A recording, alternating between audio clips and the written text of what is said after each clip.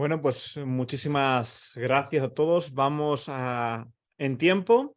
Sobre todo, muchas gracias a Felipe de abajo por su presentación y por hacer unos cursos de muy alto nivel, porque como habéis visto, todo lo que habla es un nivel de programación avanzado. Tiene cursos con nosotros en Editeca de la API de Revit y también tiene de Autodesk Forge, que es de lo último que hay. También me gustaría agradecer a nuestros patrocinadores, Lumion, Allplan, Istram, Alpi, Eficiencia, Todo Rehabilitación, AK Software y Riff Spain, y también a los media partners porque nos han ayudado a hacer el Bimón y a difundirlo. Y ahora ya, que justo son las 4:30, hora central europea, pues vamos a dar paso a Álvaro Serrano, que ya se va a ir conectando. Estupendo. Bueno, también os Hola, recuerdo, buenas. queridos asistentes, que podéis escribir todas las dudas o preguntas que tengáis a los ponentes por el chat, ¿vale? Ahí las escribís y luego, pues una vez que termine la presentación de Álvaro, pues yo ya las voy a ir leyendo. Pues Álvaro, bienvenido. Hola, ¿qué tal? Muchas gracias, Rafael. Igualmente, pues Álvaro es graduado en arquitectura por la Escuela Técnica Superior de Arquitectura de Sevilla, atraído por la parte técnica de la arquitectura, especialmente por los procesos de prefabricación e industrialización. En 2019 decide hacerse un máster BIM Management y Lean Construction. Desde el año 2020 ha trabajado como modelador BIM en proyectos de diferentes tipologías: residencial, hotelero, infraestructuras. También se dedica a la formación online, impartiendo diferentes cursos. Y por último, ha descubierto la programación con Python, enfocada a trabajar en la API de Revit, después de haber hecho algún que otro intento con el software de programación visual como Grasshopper o Dynamo. Desde entonces busca desarrollar herramientas que, de manera sencilla para cualquier perfil, supongan un ahorro de tiempo y de energía a la hora de realizar ciertas tareas. Os dejamos con su ponencia, casos de éxito con Python. Álvaro, todo tuyo y mucha Vale, suerte. vale, pues voy compartiendo la pantalla. No sé si tienes que dejar de compartirla tú o puedo compartir directamente. Compártela tú directamente, sí. Vale, pues voy Comparte a... sonidos si tienes audio en los vídeos y si no, ya está todo para ti. Vale, no sé Perfecto. si se puede ver bien la... Se ve Se ve solamente lo que es la perfecto. presentación, ¿verdad? Sí, genial. Muy Vale. bien, Álvaro, te dejo. Vale, pues como ya ha dicho Rafael, yo me presento, soy Álvaro Serrano. Vale, voy a pasar a esto para que se me vea un poco la cara. Como ha dicho, ¿no? En 2019 me hice el máster de BIM Management, ¿no? Para empezar un poco del tema BIM y tal. Cuando descubrí en qué consistía esto, ¿no? O sea, qué beneficios tenía, ¿no? Ahorro de tiempo, ahorro de coste. O sea, al principio lo que a todo el mundo le llama del tema BIM es ¿no? Lo que te cuentan así, que parece leyendas urbanas, ¿no? No, pues dicen que hay un programa que hace una sección y se te sale automático y se actualiza y tal, no sé qué. Y, no, y atraído por esa, que al final son tonterías, ¿no? Que después son muy útiles, pero no es ni un 1%, ¿no? De lo que consiste esto. Vale, me hago el máster, empiezo a trabajar de BIM Modeler en una consultoría y, y nada, como ha dicho Rafael, está trabajando en proyectos de toda índole, ¿no? Y con el tema de la programación, yo la suerte que tengo de tener la ponencia hasta ahora, no es que puedo rescatar muchas cosas que han, que han ido diciendo el resto de ponentes, ¿no? Antes que yo.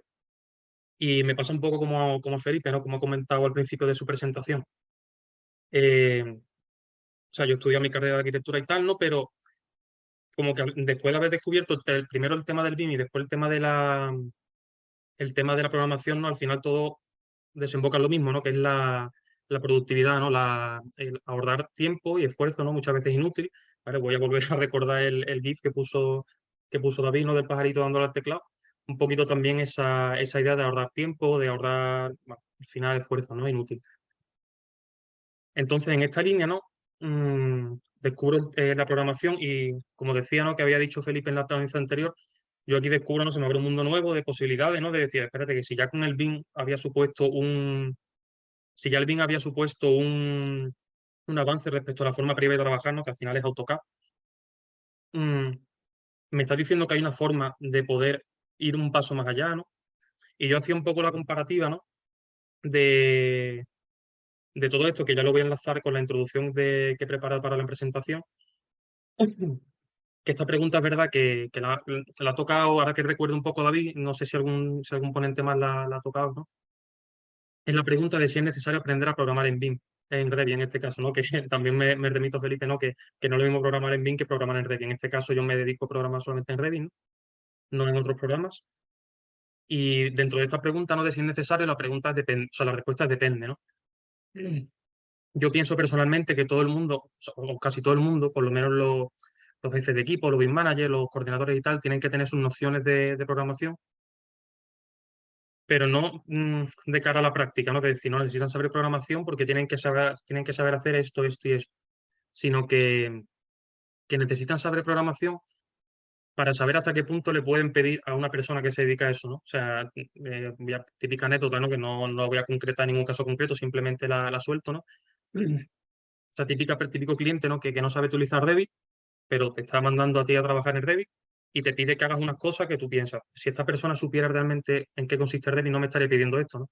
Pues un poco en esa línea, ¿no? El tener las nociones básicas para saber qué se puede pedir, qué no se puede pedir, hasta qué nivel llega la API, ¿no? Hasta qué punto podemos hacer cosas, ¿no? Que muchas veces nos pensamos que esto es como le das un clic y ya se te hace todo y encima si hablamos de programación más todavía, ¿no? Y paso ya a la siguiente pregunta que planteo, ¿no? Que es ¿en qué casos hay que automatizar procesos? Esto es muy subjetivo, ¿no? Habrá gente que le gustará automatizar todo y gente que necesitará una cosa mucho más concreta, mucho más específica para ponerse a escribir código, ¿no? Vale, entonces la respuesta que planteo un poco así por encima es que en mi caso particular, o sea, a mí en qué momento me compensa automatizar un proceso, ¿no? Pues me compensa en el momento primero que lo tengo que hacer más de una vez, o sea, en el momento que ya lo tengo que hacer 2 veces me ha compensado, ¿no? No sé, que es una cosa absurda, ¿no? Que sea darle un clic a una cosa, ¿no? O bien, si es una cosa que tengas que hacer una vez, con un ejemplo práctico que todo el mundo puede entender, es el tema de, por ejemplo, rellenar parámetros de forma masiva en Revit, ¿no? De tener a partir de una tabla de Excel o a partir de un código, ¿no? Rellenar parámetros de elementos, ¿vale? Según sus características, ya sea por categoría, ya sea por nivel, lo que quieras, ¿no? Entonces, una cosa que aunque la vaya a hacer una vez, aparte de que hacerlo manualmente es bastante aburrido, es una cosa que si de normal me podía llevar, por decir un número, 3 horas, ¿no? Aquí me puede llevar el tiempo de escribir código, que en este caso el tema de rellenado masivo de parámetros es una cosa relativamente sencilla, ponte que le echas 15 minutos, ¿no? Entre que escribes el código y lo ejecutas. Vale, y ya me pasó la siguiente pregunta, que esto también se está hablando también en las ponencias anteriores, que es que a día de hoy se sigue planteando si usar Debian o no. O sea, yo, la comparativa que hago de saber programar a día de hoy o de meterte, ¿vale? Estar empezando en el mundo de la programación a día de hoy, es el equivalente al haberte metido en el mundo de Revit o en el mundo BIM en general hace 10, 15 años, ¿no? En el sentido de que eran pioneros, ¿no? Que ahí no estaba muy claro si esta tecnología que ha aparecido va a ser disruptiva o no, es todo humo, ¿no? Seguirá AutoCAD muchos más años, que de hecho sigue, ¿no? Vale, pero yo creo que ahora mismo estamos en ese punto con el tema de programación. Lo que pasa es que en este caso creo que es incluso más obvio, ¿no? Que da menor lugar a dudas. Mm, Pasando un poco a la siguiente diapositiva, ¿no? Que se ve aquí el proceso. Yo creo que es innegable, ¿no? Que los que nos estamos dedicando ahora al tema de programación, los que estamos empezando, ¿vale? A programar, somos el equivalente a eso, a los que hace 10, 15 años estaban entrando en el mundo de BIM. Y yo creo que eso es, de cara también al mercado laboral, una ventaja. Ya se habla también anteriormente de los perfiles que se buscan hoy en día y tal, sobre todo si son perfiles más flexibles, que sean un poquito más polivalentes, ¿no? En tanto, ya sea en Revit, en programación, si te quieres ir a Lumion, si te quieres ir a cualquier programa, ¿no? Al final, la interoperabilidad, ¿no? De todos estos programas. ¿Vale? Y entonces yo no sé vosotros, o sea, yo por lo menos en mi caso, no sé si estáis hartos, ¿no? De ver publicaciones en LinkedIn, por ejemplo, ¿no? De 7 razones o 10 razones por las que deberías pasarte a BIM, ¿no? Y me parece un poco arcaico, ¿no? Que todavía se esté discutiendo esas razones por las que tengas que estar pasándote a BIM, cuando yo creo que ya es obvio, ¿no? Que tendrías que estar en BIM, no ser que, no sé qué ejemplo poner, ¿no? Una cosa muy, muy concreta, ¿no? Que tú quieras seguir en AutoCAD por X motivos, ¿no? Y, y se debería estar planteando, ¿no? Que si deberíamos saber programar o no. Ya la pregunta de BIM, sí, no, debería estar superada, ¿vale? Y saliendo un poco de esta introducción, vamos a meternos ya de lleno, ¿no? El caso de esta presentación es el caso de éxito en Python. Hemos visto en las ponencias anteriores se ha hablado mucho de programación, pero se ha hablado también de Dynamo, ¿no? De programación visual. Yo, por ejemplo, en mi caso, sí que es verdad que empecé, a ver, voy pasando ya para tener esto aquí de fondo.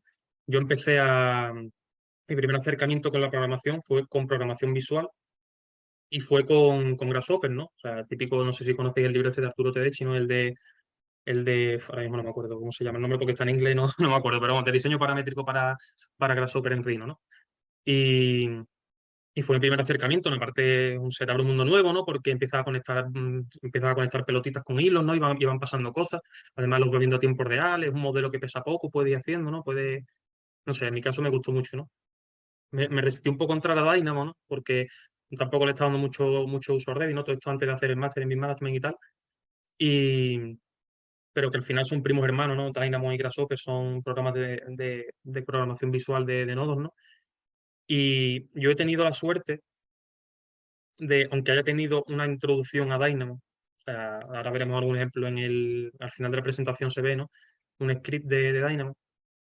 En mi caso yo he tenido la suerte de que me he podido meter en Python directamente, ¿no? O sea, no he tenido que pasar por estar 1, 2, 3 años utilizando Dynamo, ¿no? Haciendo mis rutinas, haciendo mi tal, ¿no? Sino que directamente he podido pasar por lo que yo veo, ¿no? Al siguiente nivel. Y no hablo de Python en concreto, o sea, me puedo referir a cualquier lenguaje, pero en mi caso a Python, ¿no? Entonces, la pregunta, ¿no? Que se ve aquí en la pantalla, ¿por qué Python? De esto también habló un poco David esta mañana en su presentación.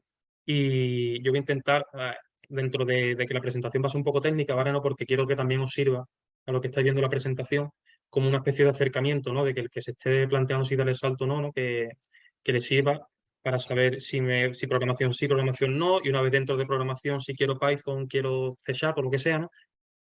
Vale, sí que voy a intentar, en palabras más sencillas, ¿no? Intentar desgranar un poco estos puntos que pongo aquí. Cuando se habla de lenguaje de alto nivel, ¿no?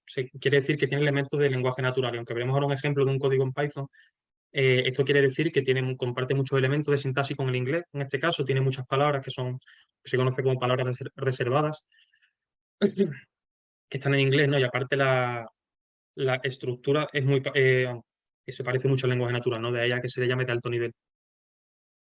Es una, es un lenguaje que tiene una baja curva de aprendizaje. ¿Qué significa esto? ¿Vale? Bueno, al que esté viendo la gráfica de aquí, ¿vale? Esta gráfica es del, si no me equivoco, el 2019-2020, cuando Python era el lenguaje más utilizado. La gráfica que ha puesto David sí está más actualizada, ¿vale? Que ha hablado del tercero, si no me equivoco.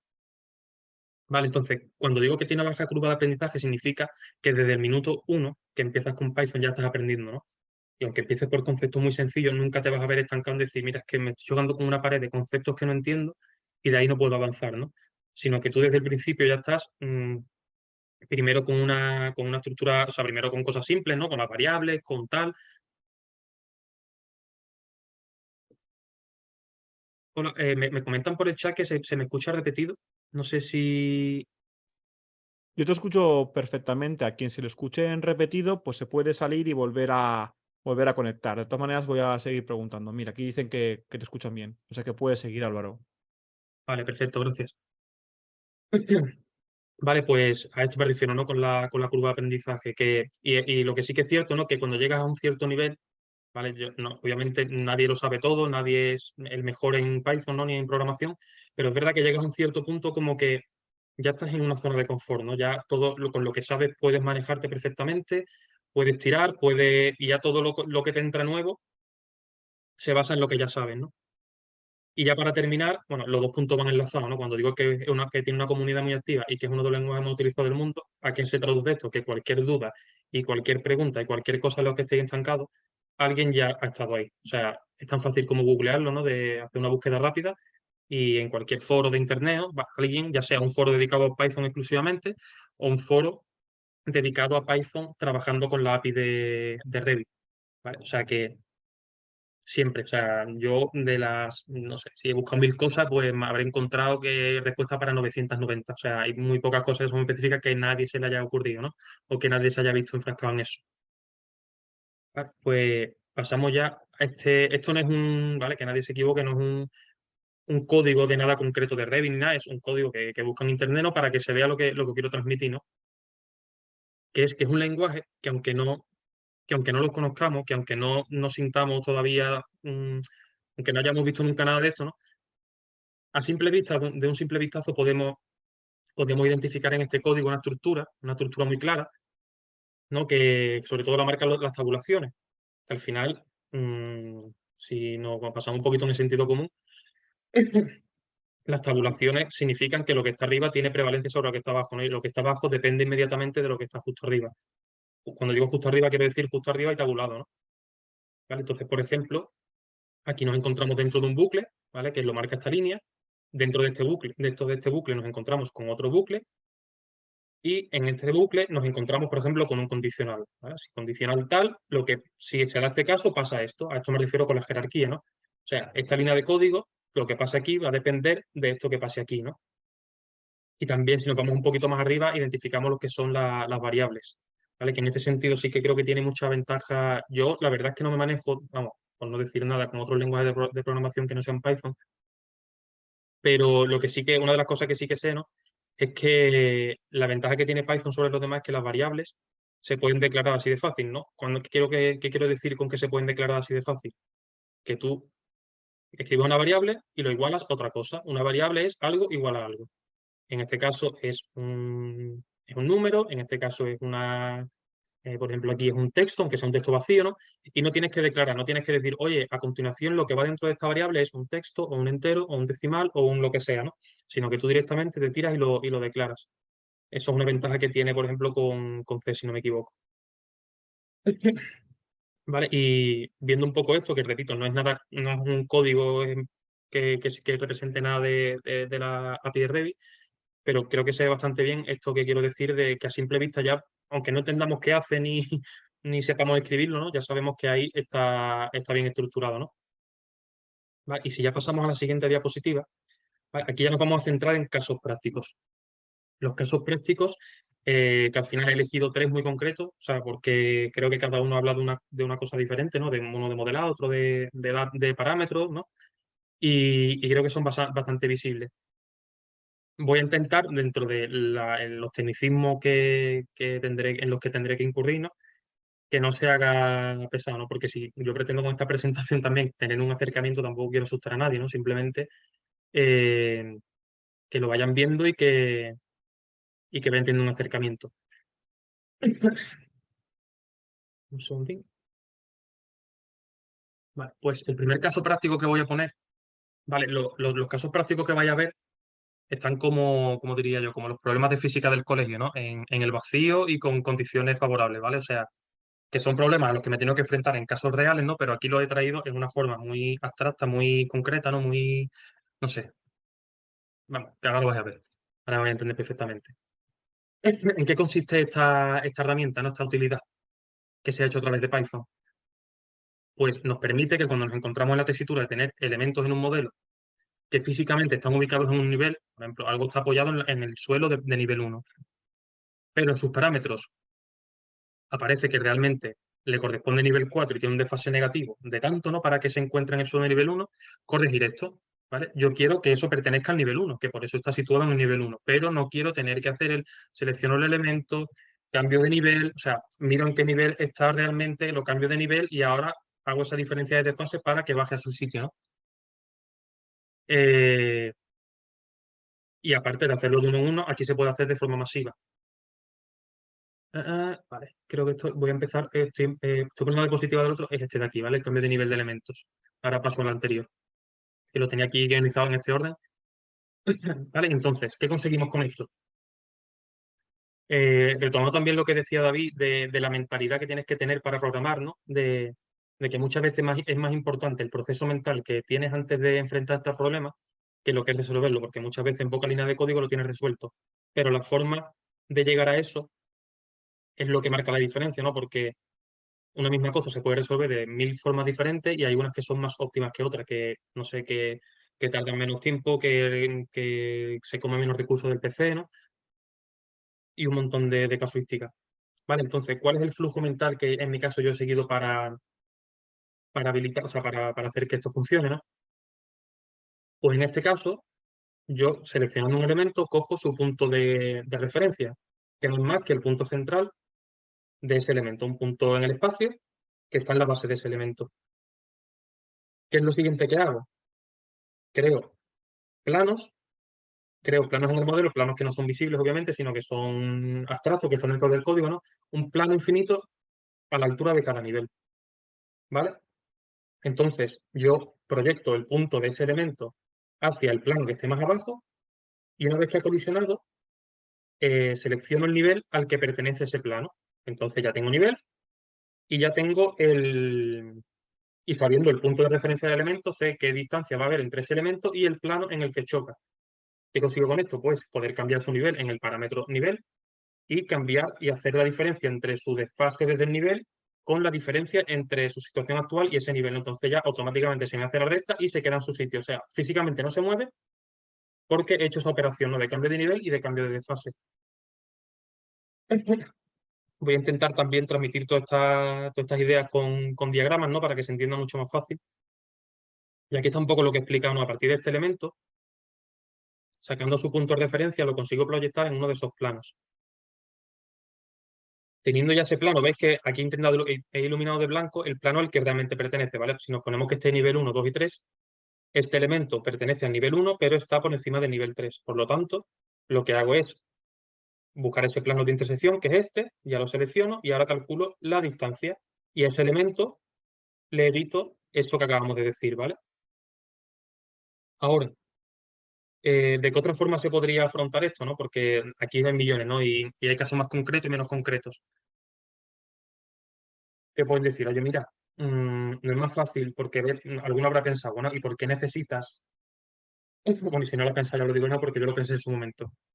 ¿Por qué necesitas crear un plano por cada nivel? ¿Por qué no colisiona directamente el, el elemento con el nivel? Porque o no está, o yo aún no he encontrado un método, ¿no?, que me permita utilizar como colisionador un nivel, sino que lo que sí me permite es utilizar como colisionador un plano. De ahí que cree yo un plano a partir de ese nivel. Y alguien me puede decir también, bueno, ¿y no es más fácil utilizar un suelo, ¿no?, un forjado, selecciona su cara superior, ¿no?, y con esa colisiona? Pues sí, o sea, obviamente se podría hacer así, pero en este caso imaginaos que estamos en un proyecto que tiene varios vínculos, ¿no? Tiene su vínculo de arquitectura, de estructura de instalaciones, y no quiero tener que estar trabajando con vínculos, ¿no? Que se puede, pero no sé, es más, tienes que tenerlo en cuenta y tienes que meter más código, ¿no? Pues cuando tú tienes abierto el modelo de instalaciones, ¿no?, que todo el mundo lo hemos visto alguna vez, que son muchas tuberías y muchas bandejas y muchas cosas flotando en el espacio, ¿no? Sin ninguna referencia, pero lo que sí que tenemos referencia son los niveles, ¿no? Por eso de hacerlo de esta manera, ¿vale? Para no depender de un vínculo externo. En el caso de que en el mismo modelo tengáis todas las disciplinas, pues mucho más fácil hacerlo con un forjado, por ejemplo. ¿Vale? Y esto es un poco la pinta que tiene este código. Voy a ver si puedo hacer un pequeño zoom por aquí. ¿Vale? Esto es lo que os decía antes, que dentro de que me quiero poner técnico, no me quiero poner muy técnico, ¿vale? Para no asustar a nadie, pero que veáis un poco cuál es la estructura, ¿no? Aquí se cuenta lo que os estoy diciendo ahora mismo, ¿no? Que yo primero, bueno, todo esto de survey point y tal es un tema de coordenadas, ¿no? Que cuando coges el elemento, las coordenadas te las coges respecto al survey point y no respecto al punto base del proyecto, ¿vale? Etcétera. Todas esas cosas que, aunque lo hayamos visto 50 veces en Revit, siempre nos siguen liando, ¿no? ¿Vale? Pues aquí se ve cómo se sacan el punto o sea, el punto, a partir de la localización del punto, le sumo la altura del survey point, después de los niveles, sacamos la altura de los niveles y creo los planos. Aquí proyecto el punto, calculo la distancia entre el punto y el plano de colisión y tengo un punto definitivo. Y si me vengo para acá, voy recorriendo paralelamente los niveles y las alturas y compruebo, ¿vale? En esta zona de aquí, para no explayarme mucho, lo que se comprueba es que, porque hay una posibilidad que no he planteado, ¿no?, que el elemento al colisionar se encuentre con un nivel al que realmente está asociado, ¿no? Entonces no es necesario hacer esa operación de cambio de nivel. Entonces, de ese elemento pasa, ¿vale? Ese lo estoy haciendo con 1000 elementos a la vez, pues los 500 que estén en su nivel correcto, eso lo ignora y ahí no hace nada, ¿vale? Y nada, esto es un poco lo que estoy contando, ¿no? O sea, aquí hay mensajitos para que el usuario que utilice el script lo entienda, ¿no? El nivel ha sido modificado con éxito, el elemento ya estaba en su nivel correspondiente, o no se puede obtener la ubicación del elemento, ¿vale? Porque hay elementos que no te permite obtener ese puntito del que os hablaba ahora, ¿no?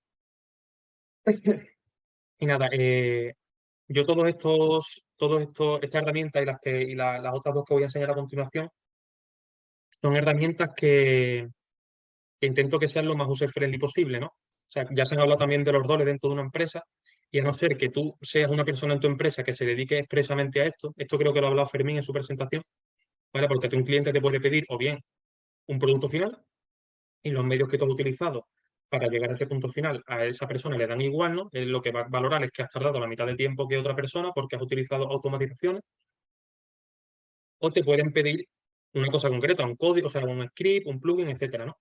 Entonces, en este sentido, estas herramientas están como diseñadas como para que sean lo más user-friendly posible, para que no tenga que estar ese rol de empresa, ¿no? De, oye, cada vez que tengas una duda con el código, habla con Pepito, ¿no?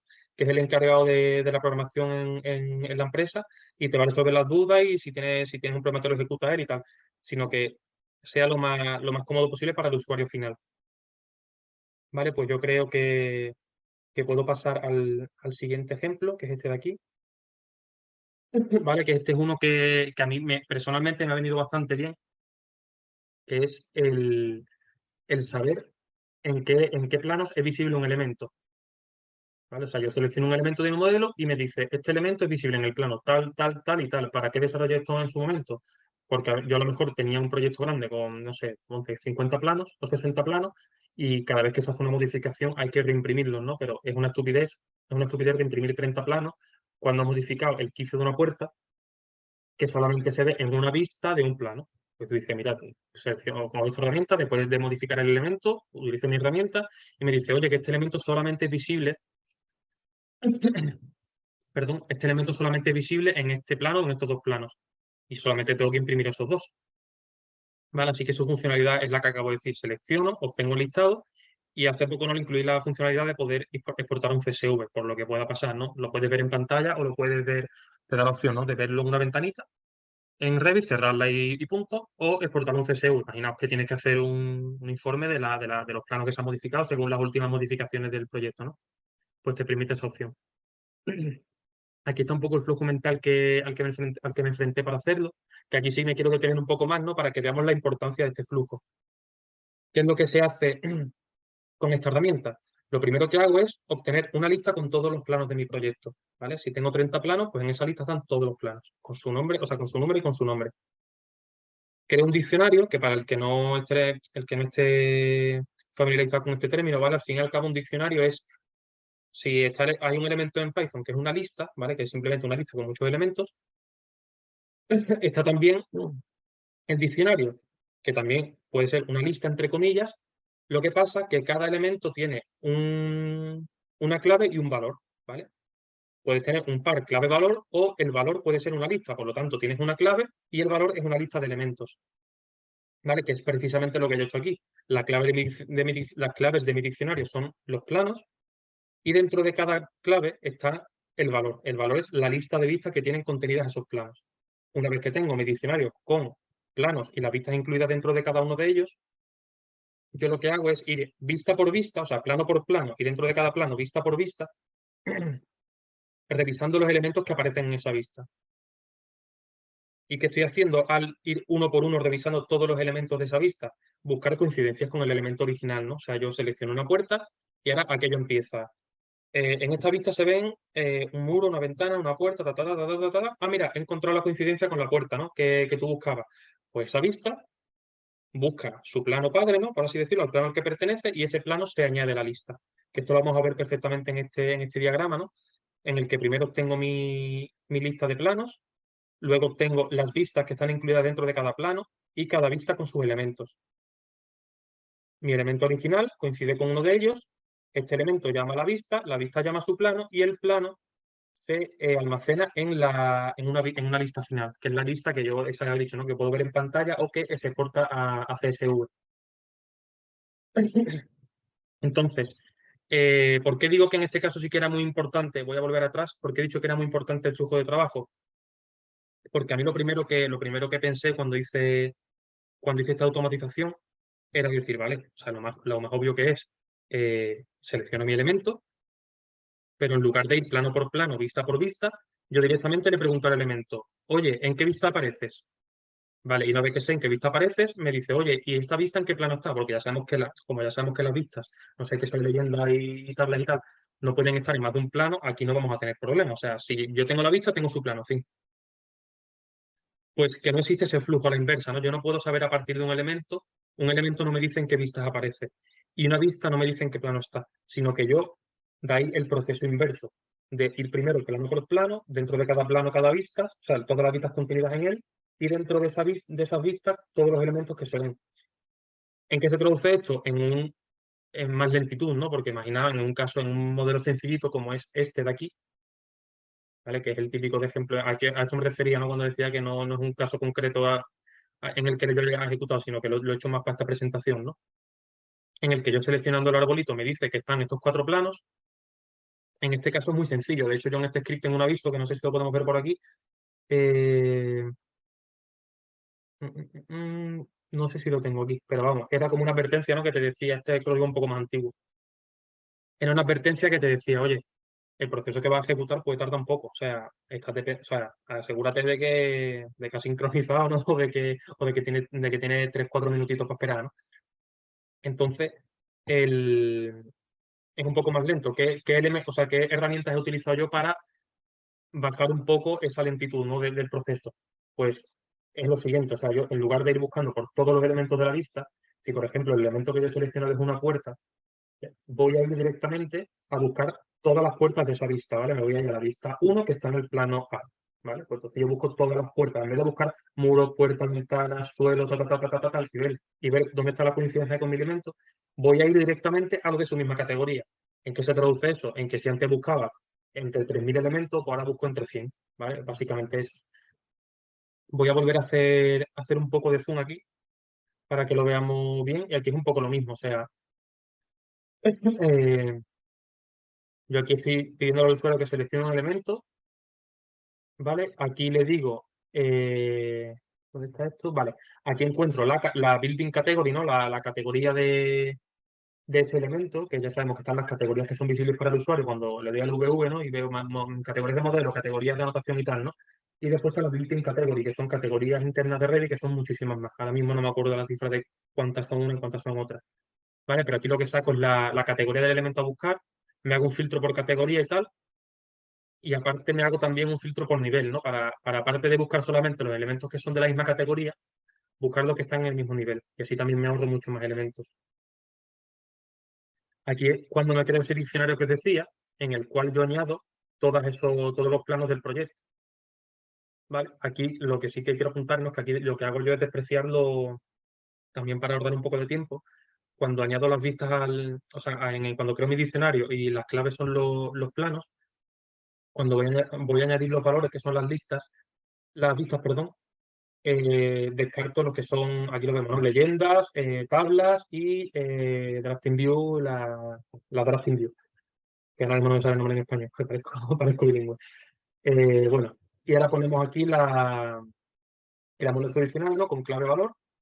Y aquí es donde empezamos a recorrer, ¿no? Vale, recórdeme todos los planos, recórdeme toda la vista de esos planos y dame todos los elementos de esa vista. Y ahora, si la selección está entre esos elementos, añádeme la vista, o sea, añádeme el plano, añádeme el plano que está aquí. Y aquí ya tengo mi lista de planos definitivos, ¿vale? Aquí saco un pequeño output, ¿no? Diciendo, bueno, aquí lo que saco es lo que habéis visto aquí fuera. O sea, aquí lo que estoy sacando es un print, que no es más que esto, ¿vale? En este ejemplo que habéis visto no está la opción de exportar a CSV, ¿vale? Todavía, pero bueno, ahora si no, o sea, si no os cuento un poquito y tal. Pero bueno, es básicamente esto. Yo personalmente es uno de las herramientas que más tiempo me ha ahorrado, ¿no? Porque, vamos, yo creo que cualquiera que se enfrenta a esto no sabe lo tedioso que es decir, otra, que he cambiado una puerta, pero acá vete todos saben cuántas vistas. Mira, lo voy a imprimir todos por si acaso, no vaya a ser que aparezca así de refilón en una vista, ¿no? Vale, y viendo un poquito la hora, voy a pasar ya al último caso, que en este sí me quiero detener un poquillo más, ¿vale? Porque en este caso sí que este personalmente me gusta mucho, ¿no? Porque yo he estado trabajando mucho con nubes de puntos y a partir de la experiencia, ¿no? De haber modelado muchas nubes, mm, sé personalmente que uno de los elementos que más se tarda en modelar, mira que son sencillos, ¿eh? Porque te puede traer un muro cortina más grande que todo, ¿no? Te puede venir una columna inclinada y una cubierta que sea curva, pero bueno, al final con los suelos se pierde muchísimo tiempo, ¿no? Se pierde muchísimo tiempo cuando crees que va bien con tu proyecto, te das cuenta que te quedan 3 días para la entrega y que faltan todos los suelos. Y aunque es un proceso muy sencillo, entre comillas, es muy tedioso y muy largo y te roba mucho tiempo, ¿vale? De aquí a, esta es una de las bondades de las que hablamos al principio, ¿no? Que aparte de tu tiempo te roba tu energía, ¿no? Energía de que podías estar invirtiendo en otra cosa más importante. ¿En qué consiste este script? O sea, esta herramienta al final lo que te permite es seleccionar un suelo del modelo. Claro, seleccionas tú como utilizas la herramienta y te dice, te sale como una barrita que te dice, oye, selecciona un suelo, ¿no? Solamente te permite seleccionar suelo, está capado en ese sentido, para que te dé error si seleccionas otra cosa. A continuación, lo que hace es crear, o sea, crearle subelementos, ¿no? Ya sabemos que un suelo que sea variable, o sea, un suelo cualquiera, ¿no? Tú puedes añadir subelementos, ¿no? Para variar, ¿no? Para subir algunos puntitos y tal, para adaptarte un poquito, para crear pendientes y eso. En este caso, te crea una retícula que tú le dices cuánto quieres que sea, obviamente a más retícula, más tiempo tarda en hacer el proceso. Y por último, lo que hace es coger estos puntitos y adaptártelos a la nube de puntos. ¿Cuál es en este sí que le da muchísimas vueltas, ¿no? Para ver, al final he ido por aquí, he ido por allí, al final he vuelto para atrás, he vuelto para adelante, ¿no? ¿Y a qué conclusión he llegado que es más fácil, ¿no? Pues al final lo que se hace es crear, también hay que decir, ¿no? que en Dynamo, lo intenté por ahí también, ¿no? Pero hay muy poco paquete descargable que te permite trabajar con nube de puntos y tal. Y al final la conclusión que llegué, que era más fácil, era, una vez que tengo seleccionado mi suelo, voy a seleccionar los puntos de la nube de puntos que quedan inmediatamente por encima de ella. ¿Qué significa esto? Que si yo estoy haciendo el suelo de la planta baja, no quiero que me coja los puntos de la planta primera, ¿no? Solamente los puntos de la planta baja. Entonces, coge los puntos que están inmediatamente arriba de ese suelo, que de hecho le tenemos que indicar la distancia aproximada, ¿no? Mira, pues te vas a encontrar puntos hasta 1 metro más arriba del suelo. Le das ese desfase y automáticamente selecciona todos los puntos de la nube de puntos que te pille. A partir de esos puntos te crea una topografía, que es un proceso sencillo porque la API tiene un método para crear topografía que es le das X puntos y te la crea. ¿Sí? No tiene ninguna historia, ¿no? Aquí creamos la retícula de puntos en el suelo, ¿vale? Aquí le indicamos nosotros el número de subdivisiones. Y por último, lo que hace es adaptarte esos puntos a la topografía, ¿vale? Antes he dicho que te lo adapta a la nube, pero ahí está la pequeña trampa. Te lo adapta a la topografía que te ha creado en base a esos puntos. De nuevo, colisionando con el método que utilizábamos en el caso anterior, o sea, en el otro caso que proyectaba el punto para encontrar el nivel correspondiente, pues aquí igual no colisionamos, pero en este caso con la topografía. Y por último, eliminamos la topografía porque no lo queremos. Hay gente que puede decir, bueno, ¿y por qué no te quedas solamente en la topografía? Pues sí, o sea, obviamente tú puedes decir, mira, ya he creado mi topografía a partir de esa nube de puntos, ¿para qué voy a hacer un suelo ahora? ¿Vale? Pues en el caso de los proyectos en los que yo estoy trabajando, te pedían expresamente que fuera un suelo. Así que bueno, más fácil aún, si quieres, si nada más que necesitas la topografía, pues te quedas en este paso y te ahorras estos tres, ¿no? ¿Vale? Aquí también en forma de diagrama vemos un poco cuál es el proceso, ¿no? De seleccionar, o sea, de que a partir de los puntos de la nube de puntos se nos crea esta topografía, a partir de un suelo liso le creamos estas subdivisiones y estas subdivisiones las adaptamos a los puntos de la nube de puntos para tener el resultado final, que es un suelo ya irregular, ¿no? Que se adapta perfectamente a este suelo. Aquí vemos perfectamente cómo funciona esto, ¿no? Tenemos el suelo, la nube de puntos arriba, ejecutamos la herramienta y automáticamente con el número de subdivisiones que hemos indicado, que si no me equivoco son 2, 3, 4, 5, 7 por 7 o 7 por 8, ¿no? Se nos acaba creando se nos acaba adaptando perfectamente a la topografía. Y de verdad, o sea, no puedo transmitir la satisfacción que produce cuando has estado tantísimo tiempo perdiendo un tiempo, porque cuando digo que se pierde mucho tiempo no es precisamente en adaptar la nube de puntos, que sí, que también es en crear las subdivisiones en el suelo. Tienes que estar un rato colocando puntos uno a uno y después subirlos a mano. O sea, imaginaos lo tedioso que puede llegar a ser. ¿Vale? Y lo que sí que es verdad, que aquí voy a hacer un pequeño asterisco, ¿no? En cuanto a esta herramienta, que aunque parezca que es muy, muy bonita y tal, que sí que lo es, ¿no? Funciona bajo unas determinadas condiciones. ¿Cuáles son estas condiciones? Que al final son condiciones de sentido común que el que trabaja en Mordevil la sabe. El proceso que yo sigo para modelar estos suelos es que estos suelos estén basados, o sea, que la cara inferior estén sobre un nivel, ¿vale? Yo creo un nivel que pase por debajo de toda la nube, ¿vale? Entonces, el suelo lo voy a alojar ahí. Me aseguro de que no haya ningún punto por debajo de ese nivel. Entonces, todo mi suelo le pongo la base en ese nivel y es importante que los suelos sean variables, ¿vale? Para que no me haga cosas raras, típica alerta que te sale de Revit de, oye, es que no se ha podido crear la forma del suelo porque tal, porque un punto se ha metido por dentro del suelo y ahora el suelo no se puede dar la vuelta, ¿no? Mil fallos que te pueden dar, ¿no? Entonces, haciéndolo así, nos aseguramos de que no hay fallo. ¿Por qué? Porque al no haber ningún punto por debajo de ese nivel y estar nuestro suelo perfectamente alineado en ese nivel, todos los puntos que queremos van a subir. O sea, es que así de sencillo. Suben, se adaptan y punto. ¿Vale? Y en esta herramienta sí me quiero detener un poquito más, he hecho un par de diapositivas más porque me parece importante ver esto, que no quiero desestimar a nadie que trabaje con Dynamo. Este es mi caso particular, ¿vale? De hecho, yo Dynamo lo sigo utilizando para cosas muy concretas, ¿no? Sobre todo para lectura de Excel y tal, que es mucho más cómodo en mi caso. Pero aunque no me voy a detener en cada parte de esta cadena de nodos conectados por hilos, ¿no? No voy a detener, simplemente quiero que veáis el conjunto, ¿vale? Que esto fue hasta el punto que llegué desarrollando la herramienta que acabas de ver del suelo con nube de puntos, pero desarrollada con Dynamo. Y estáis viendo toda esta marabunta de nodos.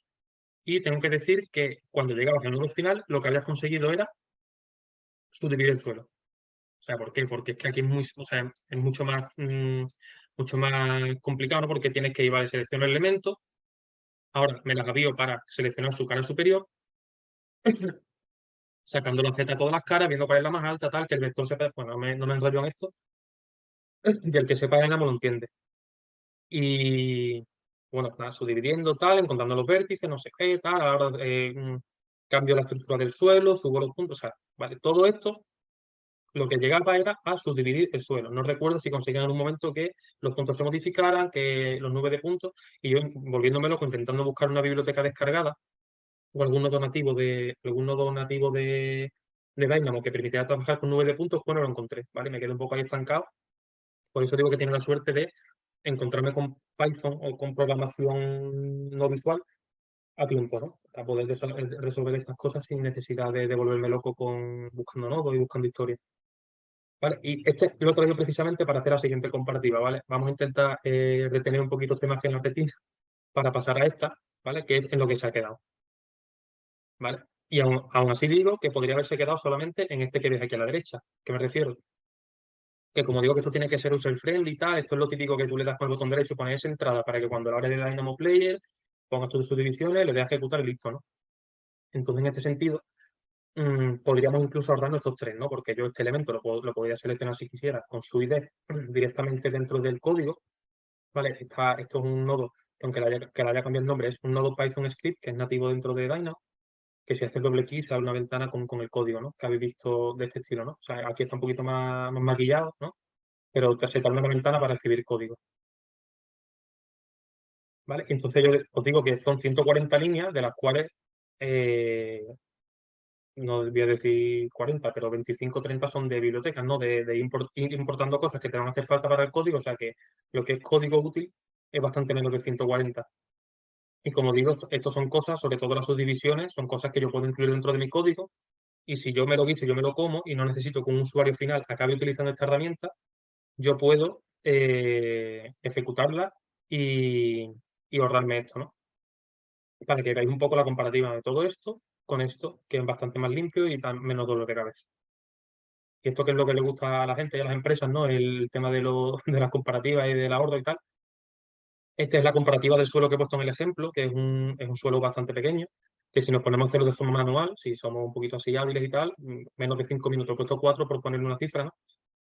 Pero lo he ejecutado con unas subdivisiones asequibles, que son 8 o 9, y que aquí no se ve, creo que estaba marcado en 20 segundos o 10 segundos, era una cosa muy tonta, ¿no? O sea, para que veáis simplemente la diferencia. Y aquí sí que me puse a modelar un suelo más grande, a partir de la nube que habéis visto anteriormente, sí me puse a modelar un suelo más grande y en un suelo que se podía tardar, es que además lo medí, ¿no? 30 minutos, o fueron 28 o fueron 32, ¿no? Pero media hora, aquí no llegaba ni al minuto y medio, ¿no? ¿Por qué tarda más? Porque es un suelo más grande y porque para que sea más exacto se le dan más subdivisiones, ¿vale? De ahí a que tenga un poco más de tiempo. ¿Vale? Y hasta aquí sería un poco, voy a hacer un poco el corte, ¿no? Hasta aquí sería un poco el fin de la ponencia. ¿Vale? Porque todas estas herramientas que he estado enseñando, que veis que tienen incluso su simbolito y tal, forman parte de un conjunto de herramientas que me encuentro ahora mismo desarrollando, ¿vale? Esto es un poquito de propaganda, ¿vale? Que lo pongo aquí. Habéis visto algunos de los símbolos, ¿no? Que creo que se mostraba este y el del suelo, ¿no? Que son herramientas que son de carácter general, ¿vale? Para ayudar a perfiles muy amplios, ¿no? O sea, que no son cosas muy concretas, ¿no? sino esto que hemos estado viendo, lo de cambiar de nivel, crear lista dependiente masivamente, copiar el WordSet el WordSet entre dos elementos, apagar el WordSet actual, hacer un flip, ¿no? Un volteo según cara de forma masiva en lugar de ir uno a uno. Este que también me gusta mucho, que estoy en proceso ahora, ¿no? Que es crear una vista 3D en el origen de cada uno de los puntos de escaneo de una nube, ¿no? O sea, el que sepa cómo funciona la nube, ¿no? Es una persona que va con un escáner, va punto a punto, tomando fotos 360 y una vista 3D por cada punto del modelo, ¿no? Y nada, esto un poco todo para que veáis que son herramientas, eso, como digo, de carácter general para un perfil, o sea, para un amplio abanico de perfiles dentro del mundo BIM, y sobre, bueno, en este caso Revit, ¿no? Para que, para agilizar el trabajo al fin y al cabo. Y ya acabo, que veo que son las 5:15, acabo con un poquito de spam, como le llamo yo, ¿no? Que básicamente he puesto, bueno, tengo página web y tengo nada parecido, ¿no? Pero simplemente todas estas imágenes que hemos estado viendo antes, ¿no? De cosas que comparto, ¿no? Lo estoy compartiendo todo en LinkedIn, ¿no? En algunos casos solamente es un vídeo viendo las funcionalidades de una herramienta, o en este caso es el código que habéis visto en las diapositivas anteriores, o a lo mejor es eso, o sea, cómo funciona una herramienta concreta, ¿no? Así que yo creo que ya va siendo hora de que yo pare de hablar. Me vuelvo aquí a la primera diapositiva.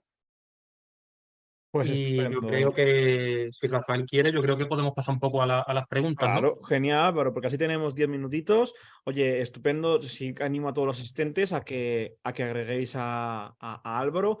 Bueno, lo podéis ver directamente Álvaro Serrano en Celtic, pero si no, directamente en la web del BIMON 2023 tenéis el LinkedIn, ¿vale? Que es una red social que la verdad nos movemos todos mucho y compartimos mucho.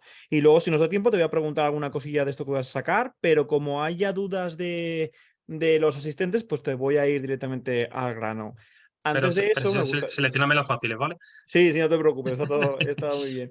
Antes que eso, oye, pues comentar que me ha gustado mucho tu ponencia, ha estado muy, muy bien, muy inspiradora.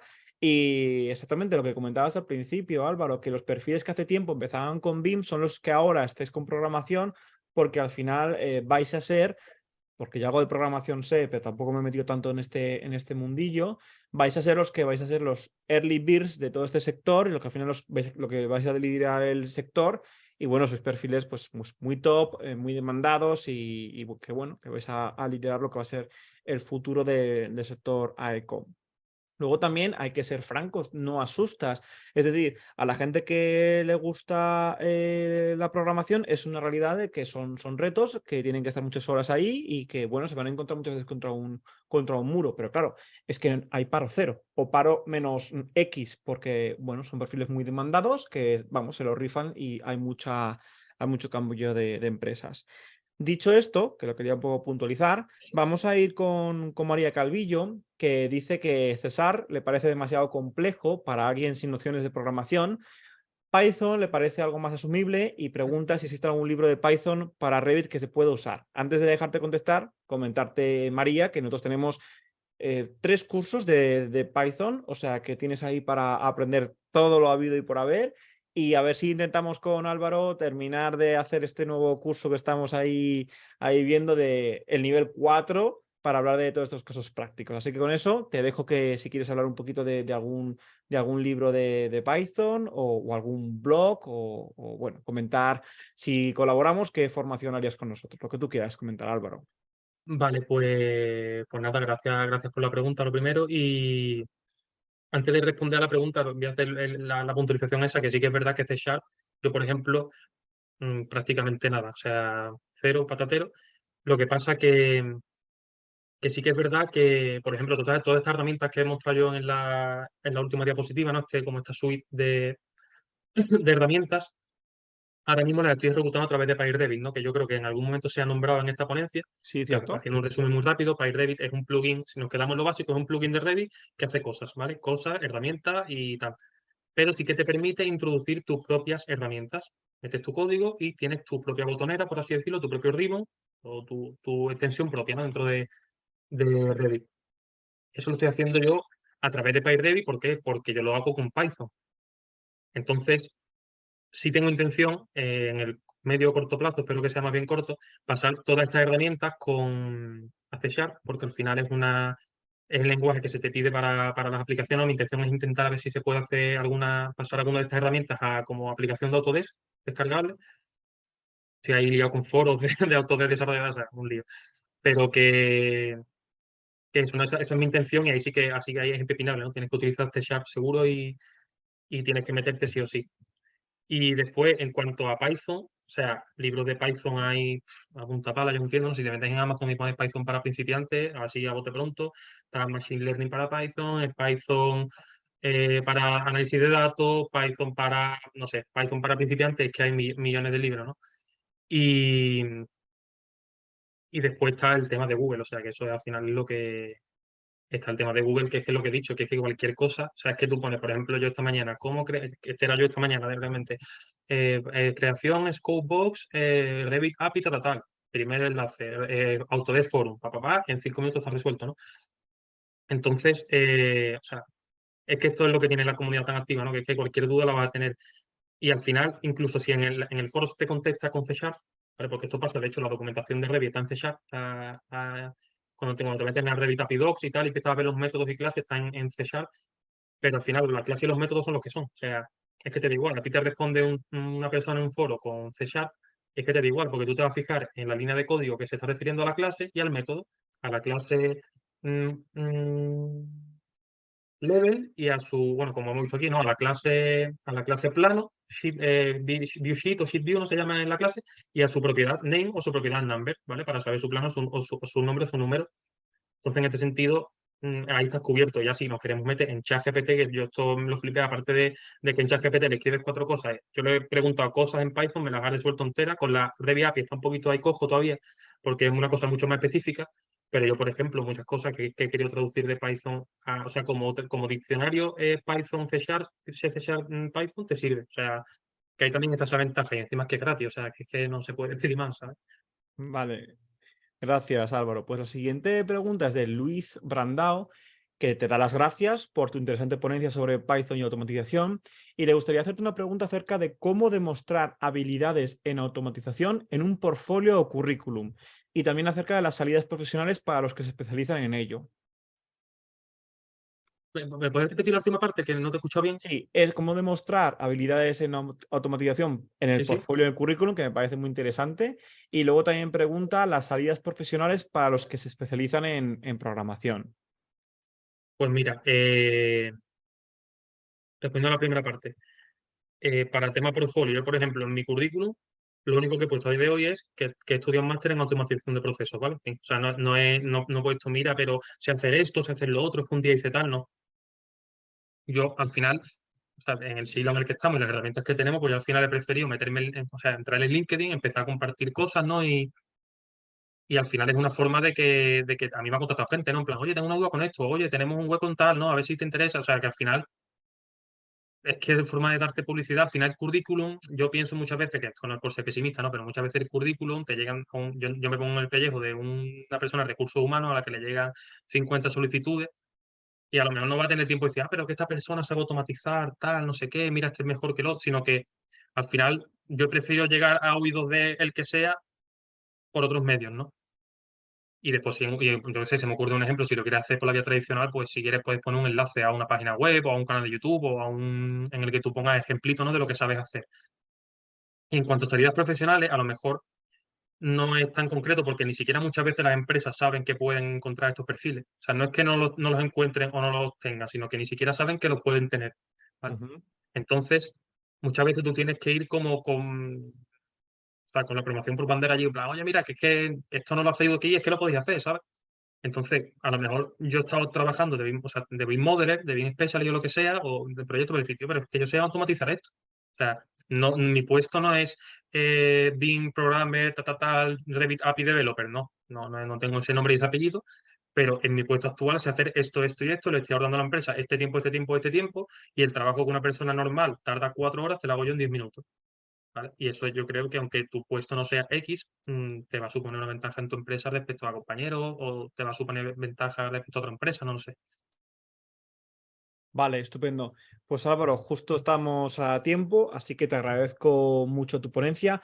Quedaban más preguntas por contestar, pero como son ya casi 25 y las siguientes son un poco más largas, sí que insto a las personas que habéis escrito a que contactéis con Álvaro por LinkedIn, que Justo supongo eso que iba a comentar. estará, ya ha puesto su LinkedIn y demás, estará muy contento de contestar todas las preguntas que tengáis sobre su trabajo. Y Álvaro, te deseo mucha suerte con Nexo Utils, ya hablaremos y me contarás cosas. Y nada, vemos unos vídeos y seguimos con la siguiente ponencia. Muchas gracias, Álvaro. Venga, a ti, Rafael, hasta luego, gracias. Hasta luego, adiós.